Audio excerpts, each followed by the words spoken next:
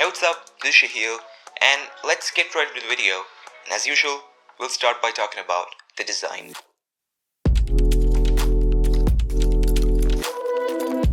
At this point, I'm pretty sure everyone's really familiar with how Samsung Fold device is going to look, but still, for the sake of the video, I'm going to run through everything, starting with the build. Folded up, it's a 15mm IPX8 rated Gorilla Glass Victus Plus on the front and the back. Absolutely thick phone that weighs in around 263 grams. On the left half of the phone, it holds the speakers on the top and the bottom, the SIM tray, and that's pretty much it. On the right half, there's a volume key and a power button that doubles up as a fingerprint sensor.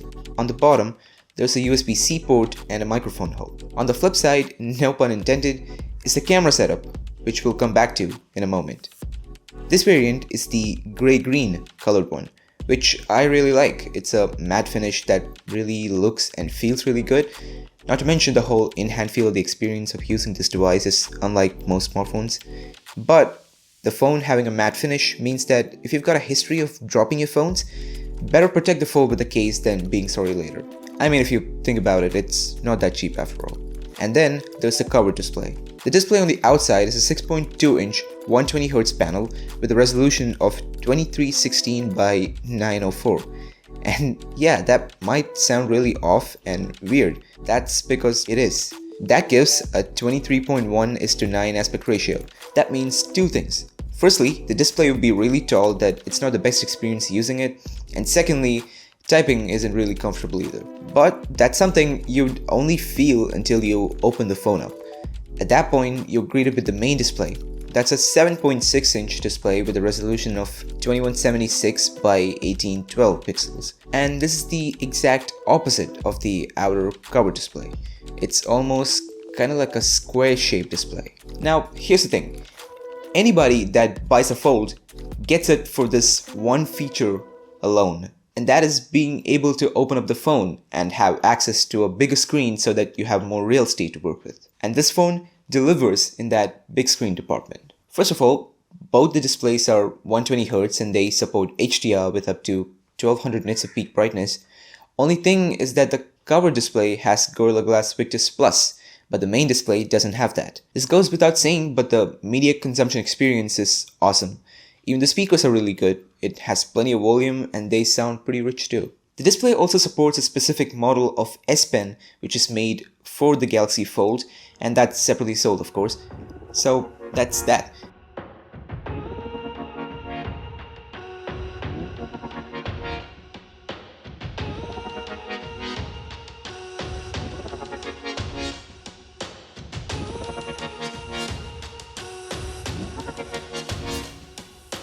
And talking about the internals of the device, it's got a Snapdragon 8 Plus Gen 1, 12 gigs of RAM, and they've got 3 storage options. There's 256 gigs that I've got, the 512 gig version, and there's even a 1TB version if you want that. It's 5G enabled of course, and it's got Bluetooth 5.2 and Wi-Fi 6E for connectivity. The battery is a 4400 mAh unit, and from my brief use cases, the battery has been pretty good, and you can use the Samsung 25-watt adapter to charge the phone up to 50% in a claimed speed of 30 minutes. A few days before I was recording this video, the phone got a One UI 5.1 update, which is based on Android 13, and the software is as expected, which is to say that it's really good.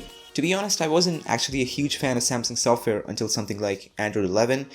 I think after that point, Samsung software got really good, and they were pretty fast in rolling out Android 12 updates to their smartphones and whatnot. And now I think I'm starting to like it a bit more. But stock Android has a different vibe though, if you're into that kind of minimal aesthetics. Let's move on to the cameras.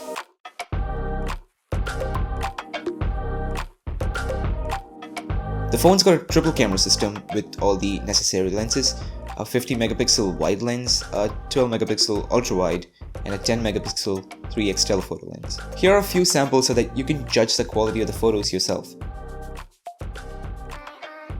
What do you think of them?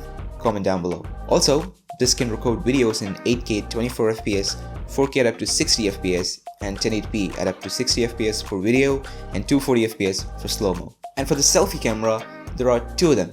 Or, you know what? Actually, there are 5 of them. Due to the fact that you can use the rear cameras as kind of a selfie camera in itself, you can use the rear 3 cameras to take selfies if you're into that. But the front-facing ones, there are 2, on the cover display and on the inside. The outside one is a 10 megapixel camera unit and it can record videos at up to 4K 60 FPS. And there's one more on the main display, or should I say under the main display.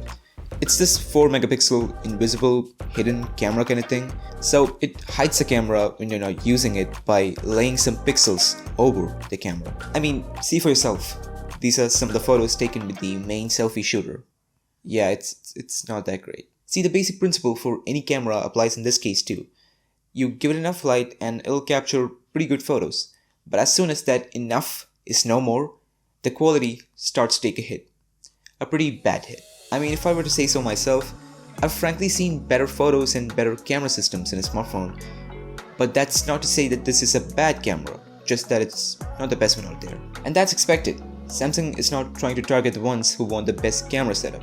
They're trying to target multitaskers, people who need to get things done on their phones, people for whom this convenience of the extra screen real estate matters. And that's their targeted customer base.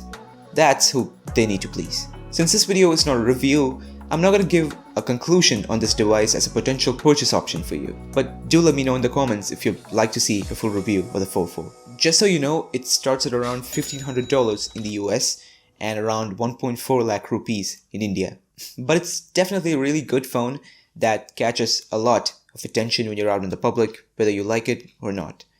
And it's definitely competing in a different league that is led by Samsung themselves, in my opinion, right now.